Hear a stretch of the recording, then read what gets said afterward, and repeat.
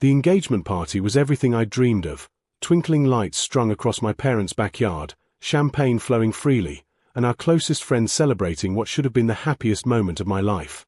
I stood beside Daniel, my hand resting comfortably in his, admiring the way the diamond on my finger caught the light. Everything was perfect. Until it wasn't. Speech! Speech! Someone called out, and Daniel's best friend Ryan jumped up, slightly tipsy, microphone in hand. The crowd quieted down, expectant smiles all around. To Daniel and his beautiful bride-to-be, Ryan began, raising his glass. We all know Daniel's been planning this for months. But what you don't know is that he's got a backup plan. He paused for comedic effect, and nervous laughter rippled through the crowd. Just in case this one messes up, he's got a backup fiancé waiting in the wings. The laughter grew louder, though mine felt forced. I glanced at Daniel, expecting him to roll his eyes at his friend's tasteless humor, but his face had gone pale. He wasn't laughing at all. In fact, he looked almost guilty. Ryan wasn't done. I mean, we all need a plan B, right? Especially with women. More laughter, though I noticed several people shifting uncomfortably. My mother's smile had frozen on her face. That's when I noticed the glances. Ryan's eyes kept darting to a woman standing near the bar, a tall, elegant brunette I vaguely recognized as someone from Daniel's office. Jessica, I thought her name was. And she wasn't laughing either. Instead, she was staring into her drink, a slight smile playing at her lips. Two more of Daniel's friends joined in with similar jokes throughout the evening. Better keep him happy, or Jessica here might have to step in, one said. Yeah, Daniel's got options, another added. Each time, they looked at her. Each time, she'd smile that same secretive smile. And each time, Daniel would grip his drink a little tighter, his jaw clenching imperceptibly. I laughed along, played the good sport, but something cold had settled in my stomach. The jokes were too specific, too pointed. And why did everyone keep looking at her? After the party, as we were cleaning up, I tried to bring it up casually. That was weird, right? All those backup fiancé jokes. Daniel busied himself gathering champagne flutes. You know how Ryan gets when he drinks. He doesn't think before he talks. But it wasn't just Ryan. And they all kept looking at that woman from your office. Jessica. His hand stilled for just a moment, barely a second, but I caught it. I didn't notice. You're reading too much into drunk guys being idiots. But I wasn't reading too much into it. I was reading just enough. That night, Daniel fell asleep quickly, exhausted from the party. I lay awake, staring at the ceiling, unable to shake the feeling that something was very wrong. Around 2 a.m., I gave up on sleep. His phone was charging on the nightstand, face up. I'd never been the type to snoop, I'd always trusted him completely. But those jokes, those glances, that guilty look on his face. My hand moved almost of its own accord. I knew his passcode, he'd never hidden it from me. The phone unlocked with a soft click, and I navigated to his messages, heart pounding so hard I was sure it would wake him. I didn't have to scroll far. The thread with Jessica was recent, active, and damning. Can't wait to see you tonight, she'd written 3 days ago, the day before our engagement party. You know I can't stay away from you, he'd responded, with a heart emoji. Your fiancée doesn't suspect anything, does she? No. She trusts me completely. Sometimes I feel guilty about that. Don't feel guilty. Feel excited. We have something special. I scrolled further back, my hands shaking. Months of messages. Sweet, flirty, intimate messages. Inside jokes. Plans to meet up. Photos I couldn't bear to look at too closely. And throughout it all, mentions of me, the clueless fiancé, the obstacle, the woman who didn't need to know. The most recent message was from earlier that evening, sent while I'd been thanking guests for coming. You looked beautiful tonight. Couldn't stop thinking about you in that dress. I set the phone down carefully, my whole body numb. The room felt too small, the air too thick. Beside me, Daniel slept peacefully, the man I'd agreed to marry, the man I'd trusted with my whole heart. The backup fiancé joke suddenly made perfect sense. It wasn't a joke at all. I didn't sleep that night. I couldn't. I lay perfectly still beside Daniel, watching the ceiling fan rotate slowly in the darkness, my mind racing through every interaction, every late night at the office, every time he'd been distracted or distant. How many signs had I missed? When dawn finally broke, I slipped out of bed quietly. Daniel stirred but didn't wake. In the bathroom, I stared at my reflection, red-rimmed eyes, pale skin, the engagement ring that suddenly felt like it weighed 1,000 pounds. I wanted to rip it off and throw it at him. I wanted to scream. But instead, I took a deep breath and started planning. If I confronted him now, he'd just deny it, make excuses, gaslight me into thinking I was overreacting. I'd seen enough stories from friends to know how this played out. No, I needed more evidence. And I needed a plan. Over breakfast, Daniel was cheerful, seemingly oblivious. Great party last night, wasn't it? Your mom outdid herself with the decorations. I smiled, spooning yogurt into my mouth mechanically. It was perfect. Though those jokes from Ryan were a bit much. He waved a hand dismissively. You know how he is. Guys give each other crap. It doesn't mean anything. Right, I said, watching him carefully. It doesn't mean anything. After he left for work, I did something I'd never done before. I called in sick to my own job and spent the day becoming a detective in my own relationship. I started with his laptop, which he'd left at home. The password took me 3 tries, but I got in, our anniversary date, ironically. His email was a treasure trove of betrayal. There were hotel reservations I knew nothing about, charged to a credit card I didn't have access to, receipts for expensive dinners at restaurants we'd never been to together, and more messages with Jessica, using his personal email instead of his phone. Can you get away this weekend? She'd written last month. Tell her it's a work trip. We could finally have a whole night together. I'll figure something out, he'd replied. She's been talking about wedding planning. She won't notice if I'm gone for a day or two. I remembered that weekend. He'd told me his firm was sending him to a conference in Seattle. I'd been so supportive, even driving him to the airport. While I'd spent the weekend sampling wedding cakes and choosing flower arrangements, he'd been with her. The anger that had been building inside me finally crested. I wanted to break something. Instead, I kept digging. I found photos on his cloud storage, pictures of them together, laughing, embracing, kissing. In some of them, she was wearing jewelry I recognized. A necklace Daniel had claimed he'd bought for his mother. Earrings, he said, were for his sister's birthday. All lies. All gifts for her. By the time Daniel came home that evening, I had compiled an entire folder of evidence on my own laptop. Screenshots, forwarded emails, everything.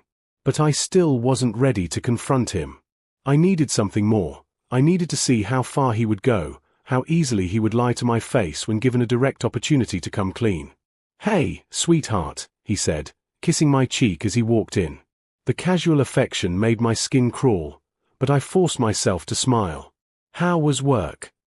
Busy. Jessica and I had to stay late working on the Morrison account. He said her name so easily, so naturally, as if it meant nothing. Jessica, I repeated slowly. She seemed nice at the party. Something flickered in his eyes. Yeah, she's a good colleague.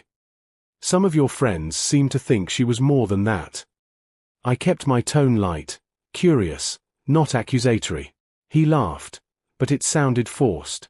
They were just drunk and stupid. You're not actually worried about that, are you? This was it. The moment he could tell the truth, come clean, save our relationship. I waited, giving him the chance. Because you know you're the only woman I love, he continued, pulling me into a hug. Those guys are idiots. Jessica's just a co-worker. Nothing more. I hugged him back, my arms wooden, and made my decision. He'd failed the test. He'd looked me in the eye and lied. Over the next week, I played the perfect fiancé while gathering more evidence. I checked our phone records and found hundreds of calls between them, often lasting hours, during times he told me he was in meetings or working late. I drove by his office one evening when he said he was working late and saw his car parked at a restaurant downtown. Through the window, I could see him and Jessica sharing a bottle of wine, his hand covering hers on the table. But I also did something else. I called a lawyer, a friend of a friend who specialized in family law. Even though we weren't married yet, I wanted to understand my options, especially since we'd already combined some finances for wedding expenses and the down payment on a house we were supposed to buy together. Document everything, she advised. And if you really want to know the truth, sometimes you have to force their hand. That's when I devised my test. A way to see not just whether Daniel would cheat, I already knew that answer, but how he'd react when forced to choose between his backup fiancé and me.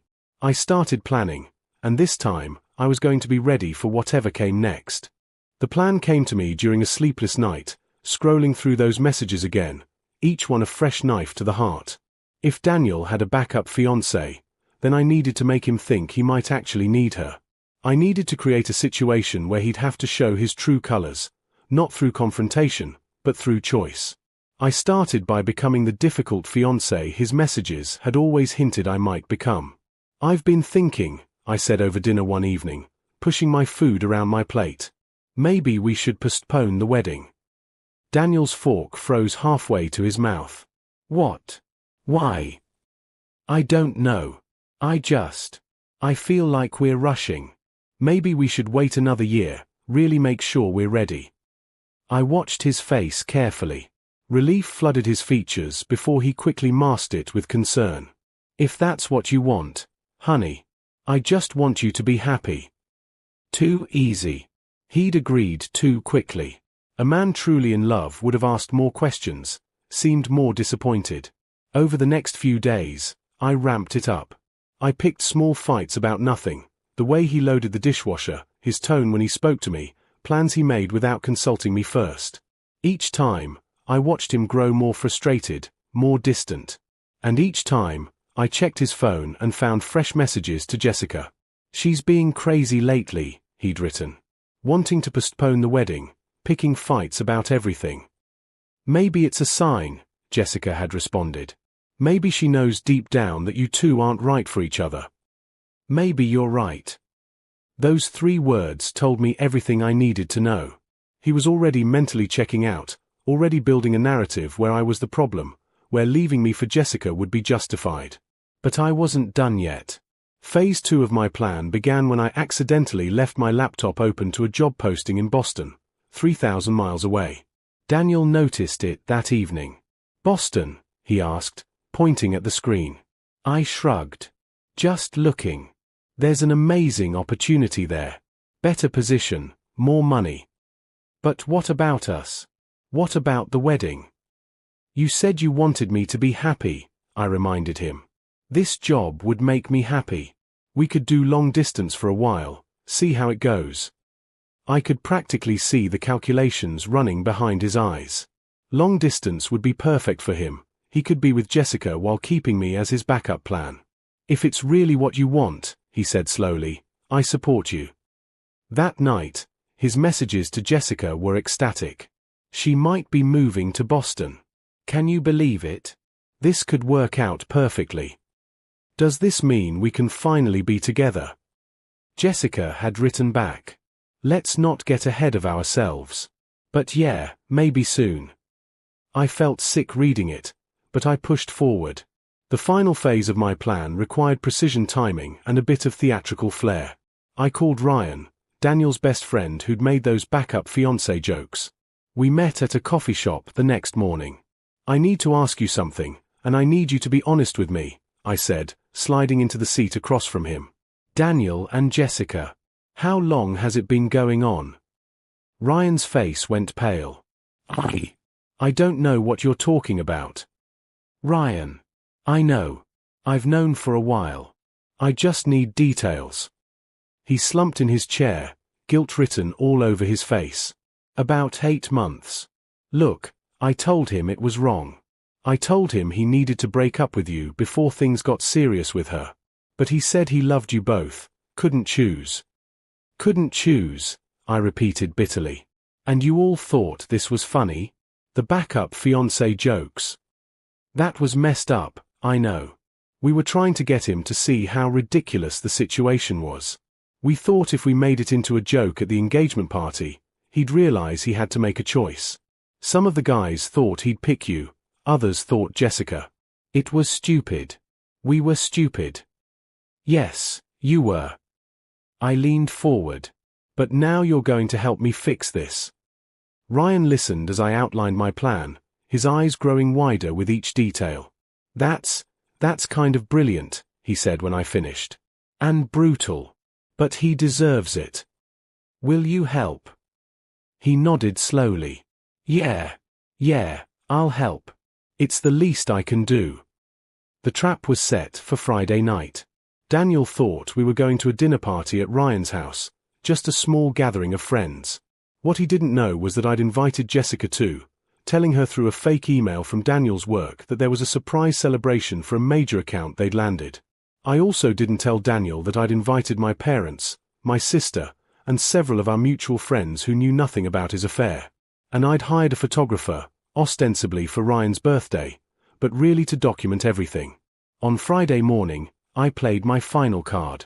I left my laptop open again, this time to an acceptance email for the Boston job. It was fake, I'd created it using a template, but Daniel didn't know that. He found it while I was in the shower. When I came out, he was sitting on the bed, looking at the screen. You got the job. Oh. Yes.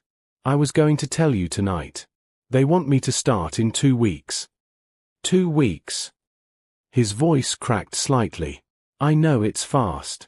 But Daniel, this is my dream job. You understand, right? He nodded numbly, and I could see his mind racing. After 8 months of having both of us, he was suddenly facing the reality of losing his primary relationship.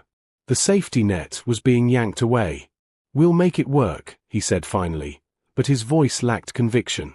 That afternoon, while he was at work, I got everything ready. I put on my best dress, the one he'd always said was his favorite. I did my makeup carefully, curled my hair. I wanted to look perfect for what was coming. As we drove to Ryan's house that evening, Daniel was quiet, pensive. His phone kept buzzing with messages, probably from Jessica confirming she'd be there. You okay? I asked, putting my hand on his knee. He covered it with his own. Yeah. Just thinking about how much I'll miss you when you move. I smiled. Who says you'll miss me? Maybe you'll be relieved. Don't say that. But he wouldn't meet my eyes. When we pulled up to Ryan's house, I could see the lights on inside, shadows of people moving around. Daniel's hand tightened on the steering wheel. Ready? I asked. He had no idea just how loaded that question was. The moment we walked through Ryan's door, I could feel the tension crackling in the air like electricity before a storm. The house was more crowded than Daniel had expected. His face showed surprise when he saw my parents, my sister, and about 20 other people milling around with champagne glasses. What's all this? He whispered to me. Ryan said he wanted to celebrate our engagement properly. I lied smoothly. Since the official party got crashed by all those backup fiancé jokes. He went rigid beside me. Before he could respond, Jessica walked in from the kitchen, stunning in a red dress, her hair swept up elegantly.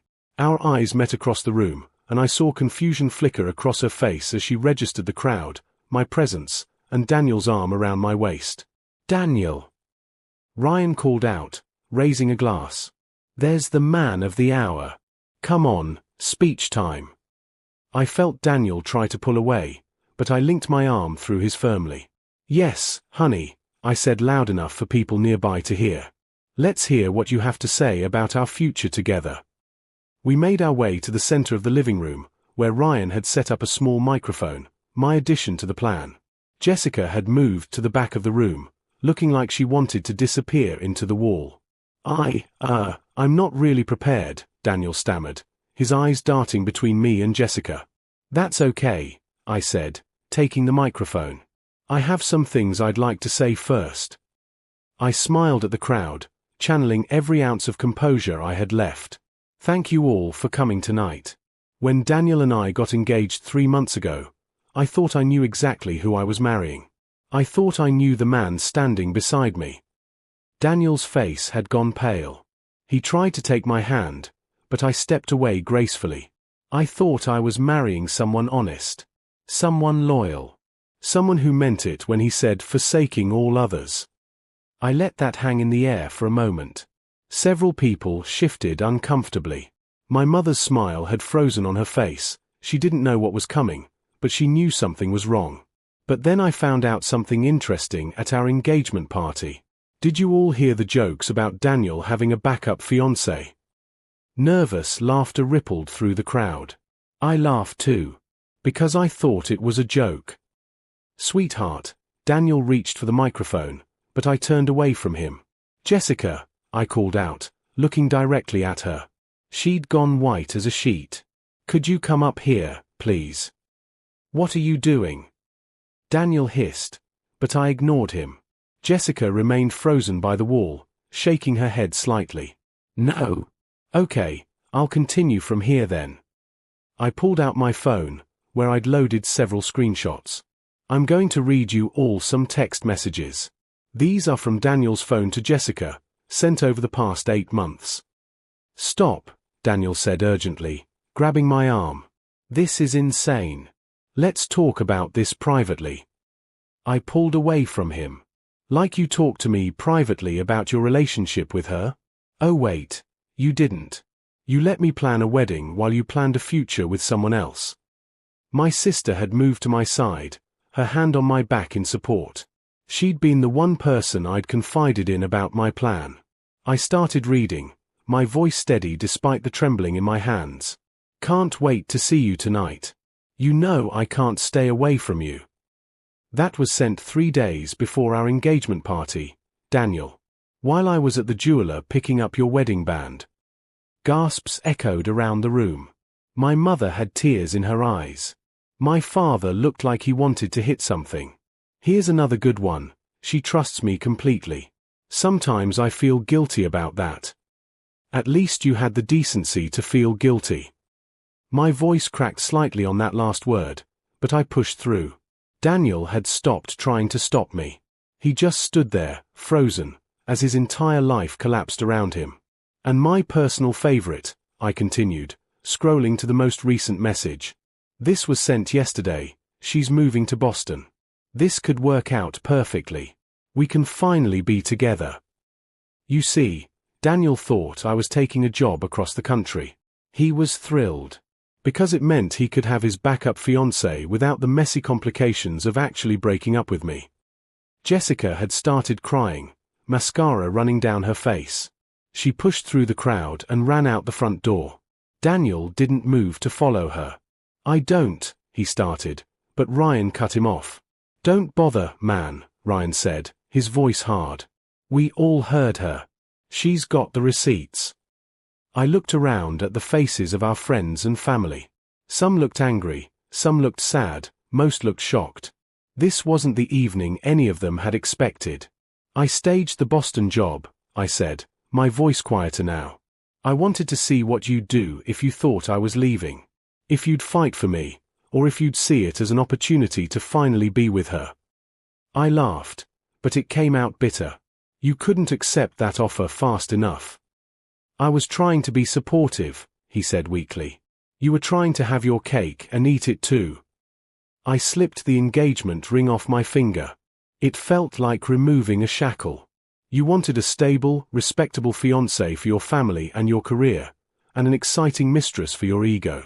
But you know what the funny thing is, Daniel? He didn't answer, just stared at the ring in my palm. The backup fiancé wasn't Jessica. It was me.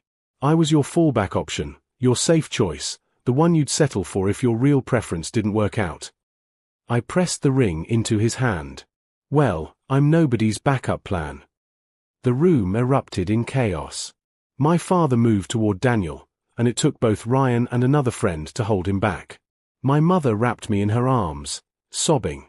People were shouting, some at Daniel, some trying to calm everyone down.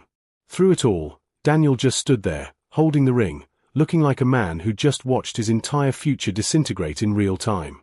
I should go, he finally said, his voice barely audible. Yes, I agreed. You should. He walked toward the door, every eye in the room tracking his movement. At the threshold, he turned back. "I did love you," he said. "That was real." "No," I said firmly. "You loved having me. There's a difference." He left, and I heard his car start up a moment later. Through the window, I saw Jessica standing by her car, and he walked right past her without a word. She stared after him in disbelief before getting in her own car and driving away. My sister brought me a glass of wine, and I drank it in one long gulp. "You okay?" she asked. "Not yet," I admitted. "But I will be." The next morning, I woke up in my sister's guest room, my head pounding from crying and wine. For a moment, I forgot where I was and why. Then it all came rushing back, the confrontation, the shocked faces, Daniel's pale expression as his world collapsed. The weight of the engagement ring that was no longer on my finger. My phone had 43 missed calls and over 100 text messages.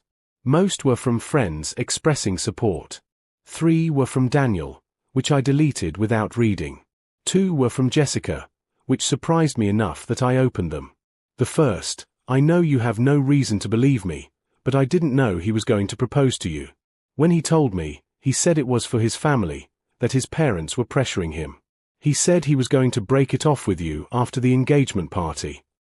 The second: "He told me you two had an arrangement, that you knew about us and didn't care because you wanted the marriage for career reasons. I'm not asking for forgiveness. I just thought you should know he lied to both of us." I stared at those messages for a long time. Part of me wanted to hate her, to blame her as much as Daniel. But she'd been manipulated too, fed a version of events that made her the hero of some romantic story instead of the other woman. "He'd lied to everyone." I texted back, "Thank you for telling me. For what it's worth, I hope you find someone who doesn't make you a secret." My sister knocked and came in with coffee and aspirin. "How are you feeling?" "Like I just survived a car crash," I admitted, taking both gratefully. "You know the video is everywhere, right?" My head snapped up. "What?" She grimaced. "Someone recorded it on their phone. It's all over social media. Woman exposes cheating fiancé at party is trending." My stomach dropped. I'd wanted to expose Daniel, but I hadn't considered it going viral. "How bad is it?" "Honestly, you come off really well. Strong, articulate, no screaming or throwing things. The comments are overwhelmingly supportive." She showed me her phone, and I scrolled through hundreds of comments. "Queen behavior," one said. "This is how you handle a cheater. With evidence," another praised. "Anyone know if she's single now?" Asking for a friend made me laugh despite everything. But there were also comments about Daniel. People had identified him, found his LinkedIn, his company.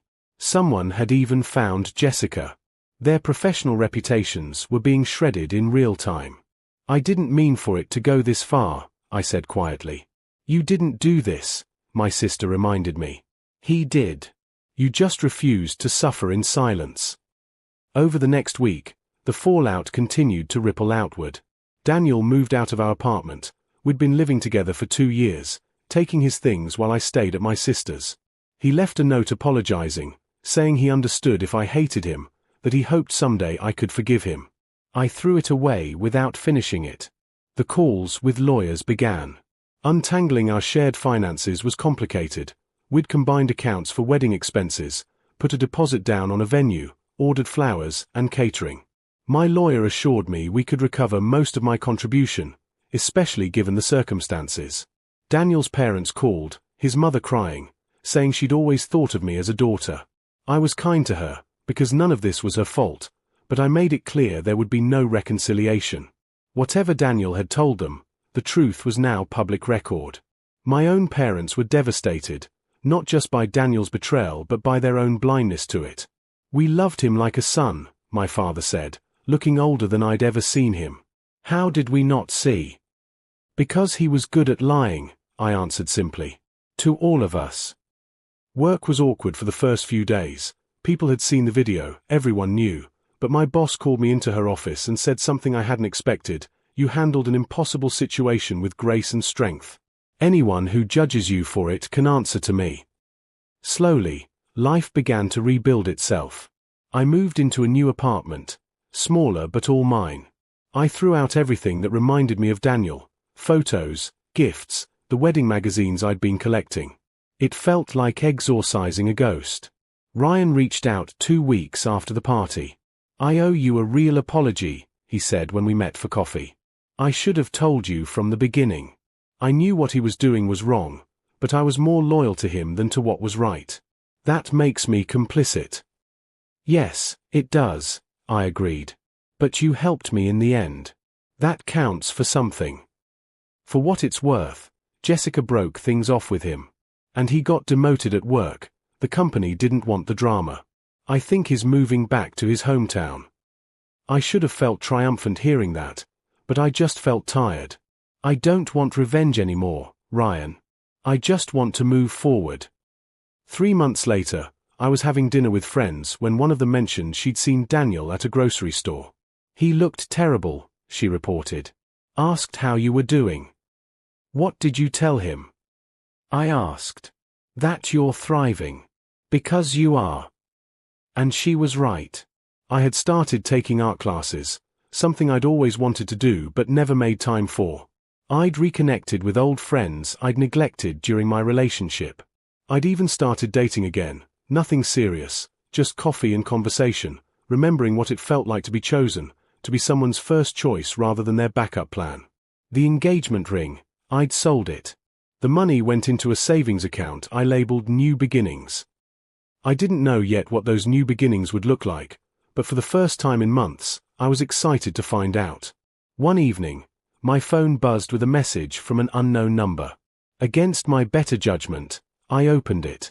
"I know I don't deserve your time or attention, but I need you to know that losing you was the biggest mistake of my life. You were never my backup plan. You were the real thing, and I destroyed it. I'm sorry. I'll spend the rest of my life being sorry." It was from Daniel. I stared at the message for a long time, feeling nothing. No anger, no satisfaction, no lingering love. Just a mild sadness for what could have been if he'd been a different person. I didn't respond. Instead, I deleted the message and blocked the number. That night, I stood on my apartment balcony, looking out at the city lights.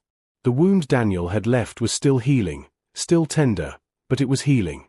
I'd learned something important through all of this. I didn't need someone to choose me over others. I needed to choose myself. My phone buzzed again, my sister, asking if I wanted to come over for dinner tomorrow. Then a friend, sharing a funny meme. Then my mom, saying she loved me and was proud of who I was becoming. I smiled, typing responses, surrounded by the real relationships in my life. The ones that didn't require backup plans or secret messages or elaborate lies. I was nobody's backup fiancé. I was the main character in my own story. And I was just getting started.